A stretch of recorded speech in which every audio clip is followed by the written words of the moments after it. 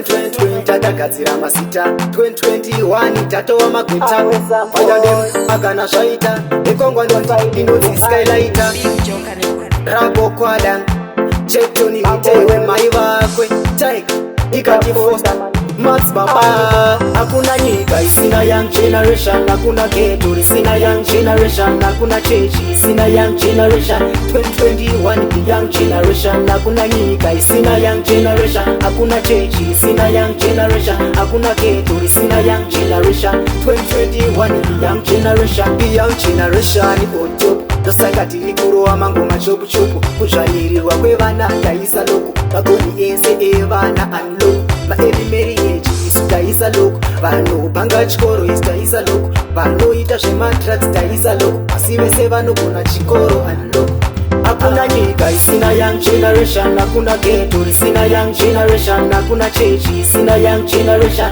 2021 the young generation, hakuna nyika isina young generation, hakuna chechi isina young generation, hakuna ghetto isina young generation.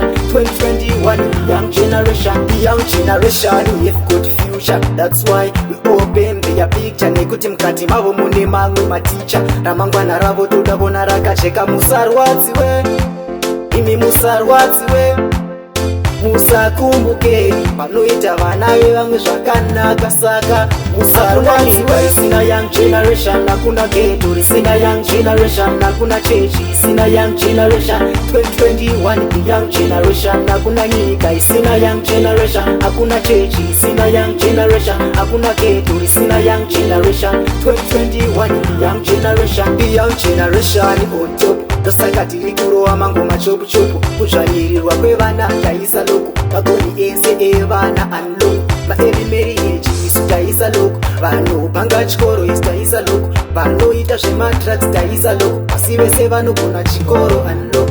Hakuna nyika isina young generation, hakuna ghetto isina young generation, hakuna chechi isina young generation. 2021 the young generation, hakuna nyika isina young generation, hakuna chechi isina young generation, hakuna ghetto isina young generation. 2021 the young generation, the young generation, we've got future, that's why we open their picture. Nekuti mkati mavo mune mamwe maticha, ramangwana ravo toda kuona rakacheka. Musarwadziwe imi musarwadziwe, musakumbuke panoita vana vevamwe zvakanaka. Saka musarwadziwe, isina young generation, hakuna ghetto isina young generation, hakuna chechi isina young generation. 2021 the young generation, hakuna nyika isina young generation, hakuna chechi isina young generation, hakuna ghetto isina young generation. 2021 the young generation, isina young generation, isina young generation, isina young generation.